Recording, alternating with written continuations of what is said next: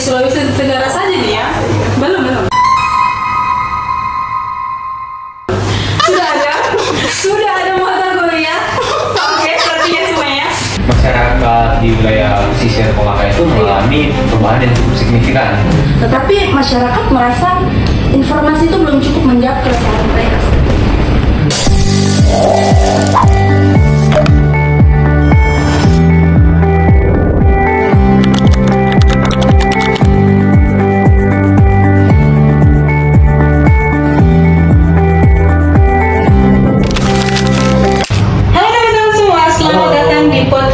Podcast Komunikasi Pertambangan. Tentu bersama saya Asti Muryana dan saya Muhammad Adil. Nah, di episode kali ini kita akan membahas isu yang lagi viral nih. Nah, dan tentu kita akan membahas soal tambang nikel. Ya, karena belakangan ini banyak sekali isu-isu soal dampak aktivitas pertambangan. Betul banget Adil. Terutama yang akan kita bahas pada episode kali ini yaitu tambang yang ada di Kolaka. Wow. Ya. Karena di Kolaka itu sendiri mulai banyak sekali muncul dampak-dampak dari aktivitas pertambangan. Betul. Mulai dari kondisi laut yang berubah maupun kondisi dari lingkungan lainnya. Tetapi di episode kita kali ini kita tidak hanya membahas terkait isu lingkungannya saja, tapi kita akan bahas dari sisi komunikasinya. Karena kadang komunikasi itu atau konflik itu semakin besar bukan karena hanya masalahnya, tapi bagaimana cara masalah itu dikomunikasikan. Wow. Untuk membahas ini lebih dalam lagi, kita sudah kehadiran narasumber yang luar biasa nih. Ada dua narasumber kita pada episode kali ini, ada Kak Ila dan Kak Ona.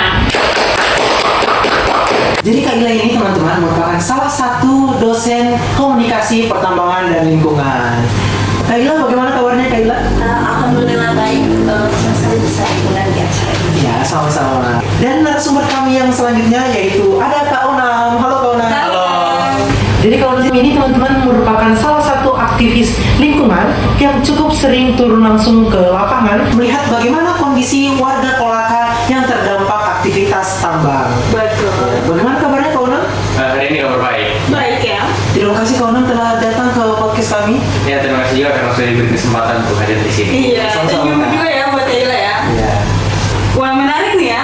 Saya mulainya dari Kak Onam dulu ya. Oke, Kak, beberapa waktu terakhir itu aktivitas pertambangan di Sulawesi Tenggara ya, Iya. khususnya wilayah Kolaka sendiri itu sering dikaitkan dengan perubahan kondisi lingkungan. Wah.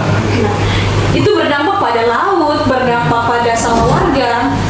Nah, sebenarnya Kak, apa sih yang terjadi di sana, di wilayah sana? Apa memang terutama wilayah yang terdampak ya, wilayah Kolaka? Ya, dari pengalaman saya saat turun langsung ke lapangan, masyarakat di wilayah pesisir Kolaka itu mengalami perubahan yang cukup signifikan. Dan yang paling sering mereka cerita yaitu adalah perubahan air laut di beberapa titik, terutama di wilayah aktivitas tambang yang dekat dengan wilayah tersebut. Oh, jadi perubahan ini memang dirasakan langsung oleh masyarakat di sana? Iya, sangat berpengaruh karena sebagian besar di wilayah tersebut adalah nelayan dan petani pesisir. Sehingga dengan air laut yang berubah, otomatis hasil tangkap pun juga akan menurun. Dan dari beberapa cerita dari nelayan bahwa mereka itu harus melaut lebih jauh lagi tuh. Dengan padahal hasil tangkapannya tetap sama. Wah, memang ya dampaknya memang untuk laut lumayan cukup besar ya. Nah, selain laut nih Kak, ada nggak dampak lain yang dirasakan masyarakat di sana? Ya, ada juga yang menyebut adanya sedimentasi di sekitar Sedimentasi. wilayah pesisir laut. Dan selain itu, di lahan pertanian warga yang dekat dengan aliran air itu adanya penurunan kualitas tanah. Walaupun tentunya itu masih perlu dikaji lebih lanjut lah. Oh iya, pasti ya. Tapi jelas ini itu membuktikan secara langsung bahwa adanya keresahan masyarakat di sekitar situ. Tapi ini berarti bukan hanya sekedar isu di media sosial, tapi memang masyarakat di sana merasakan seperti itu, Pak. Nah, betul. Dan yang penting masyarakat itu tidak hanya menyampaikan lingkungan secara teknis, tetapi mereka juga itu menyampaikan keberlangsungan hidup mereka ke depannya. Karena itu sensibilitasnya tinggi dan masalah kurangnya dialog antara pihak perusahaan dan masyarakat. Nah, memang dampaknya ini cukup besar ya. Bahkan tadi sampai dibilang sensitivitas sampai di keberlangsungan tersebut ya kurangnya dialog. Iya tuh. Saya penasaran Kak, kurangnya dialog seperti apa sih yang terjadi di sana? Ya, banyak warga yang merasa bahwa mereka itu hanya menerima informasi secara sepihak, misalnya melalui sosialisasi ataupun pengumuman secara formal. Tapi ruang untuk menyampaikan pendapat, kekhawatiran, dan pengalaman masyarakat itu mesti sangat kurang. Berarti memang ada jarak antara masyarakat dan pihak yang terkait, Kak? Iya, betul sekali. Oh iya. Oke, ngomong-ngomong soal jarak komunikasi nih, Adil, Kak Onam. Nah, kita sudah kedatangan memang ahli komunikasinya langsung nih. Ya. Coba kita tanyakan langsung di seperti apa sih perspektif dari komunikasi. Ya. Ya. Udah ada Kak Ila. Halo Kak. Nah, Kak, tadi kan kita sudah mendengar nih dari Kak Onam seperti apa dampak memang wilayah di sana ya. Nah, kalau dari perspektif komunikasi nih Kak, kenapa sih konflik seperti itu sering terjadi? Konflik-konflik tambang seperti ini? Oke, kalau kita lihat dari perspektif komunikasi, konflik seperti ini seringkali terjadi karena adanya ketimpangan informasi antara perusahaan, pemerintah, dan juga masyarakat. Seperti yang dikatakan Onam tadi, bahwa perusahaan sudah menyampaikan informasi melalui sosialisasi formal, tetapi masyarakat merasa informasi itu belum cukup menjawab keresahan mereka seperti itu. Berarti masalahnya bukan sekedar informasi itu disampaikan atau tidak, tapi bagaimana informasi itu dipahami oleh masyarakatnya, bukan begitu? Iya, betul sekali. Jadi dalam komunikasi, pesan tidak otomatis dipahami Iya. hanya karena sudah disampaikan. Harus ada dialog berarti, ruang untuk bertanya, memberi tanggapan, bahkan menyampaikan keberatan yang mereka rasakan. Nah, dalam komunikasi ada istilah komunikasi partisipatif, di mana komunikasi partisipatif ini proses komunikasi yang memberi ruang kepada masyarakat untuk terlibat dalam pengambilan keputusan dan pertukaran informasi. Jadi masyarakat itu bukan hanya sebagai objek yang menerima informasi, tetapi sebagai subjek yang pendapatnya itu dapat dipertimbangkan atau dijawab. Oh iya, terkait komunikasi partisipatif tadi yang sudah dibahas, berarti memang masyarakat ini harusnya dilibatkan sejak awal ya Kak, bukan setelah konflik itu terjadi, bukan begitu? Iya, benar. Jadi kalau komunikasi dibangun sejak awal, konflik seperti ini bisa berkurang atau bahkan tidak terjadi. Iya. Jadi transparansi sejak tahap awal perencanaan itu jauh lebih efektif dibandingkan setelah masalah ini viral. Kalau nih Kak ya, kalau perusahaan itu terlambat merespon keluhan masyarakat, itu secara komunikasinya seperti apa Kak? Itu bisa memicu krisis kepercayaan. Jadi dalam komunikasi krisis, ketika pihak yang punya otoritas terlalu lama diam, ruang kosong itu bisa diisi oleh spekulasi, asumsi, bahkan disinformasi. Jadi diam itu malah memperbesar masalah ya? Betul sekali, dalam situasi sensitif seperti isu lingkungan, kecepatan respon itu sangat penting.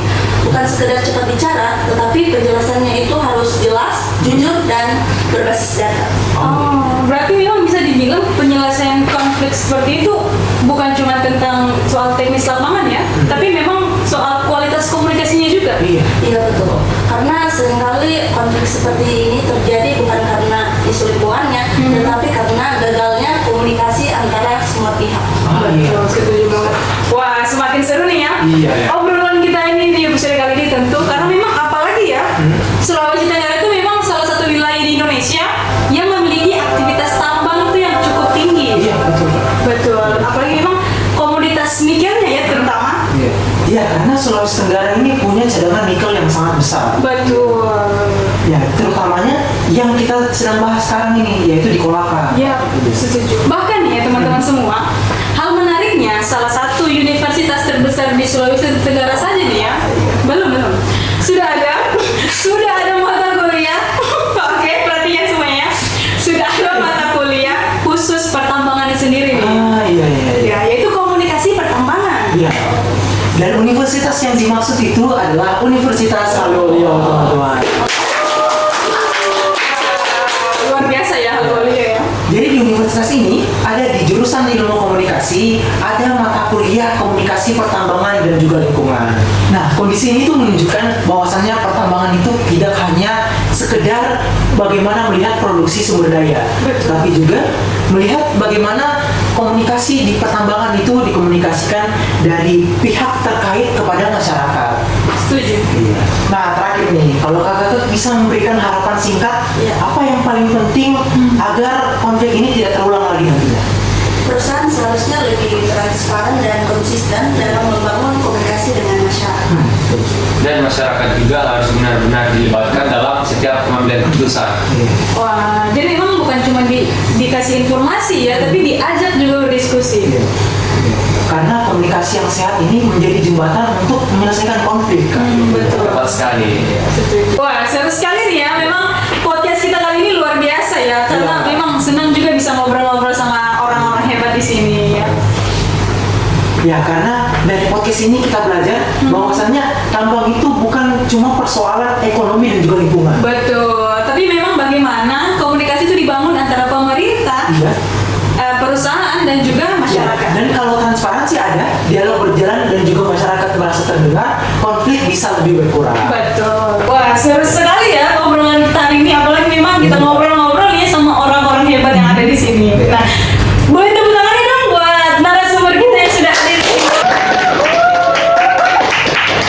Oh, dan tentu thank you banget nih buat Kak Ila, Ya, buat Kak Onam sudah hadir di terima kasih podcast juga. kali ini. Dan juga teman-teman semua nih, thank you banget untuk kru-kru di sini. Ya. Dan juga teman-teman semua yang sudah nonton dari awal sampai akhir, thank you banget juga. Dan jangan lupa saksikan episode kita selanjutnya. Jangan lupa like. Komen, and share, serta subscribe channel kami. Oke, bye-bye.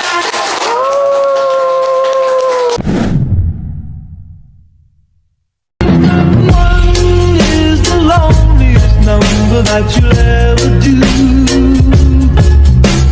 Two can be as bad as one. It's the loneliest number since the number one. One is the loneliest number that you'll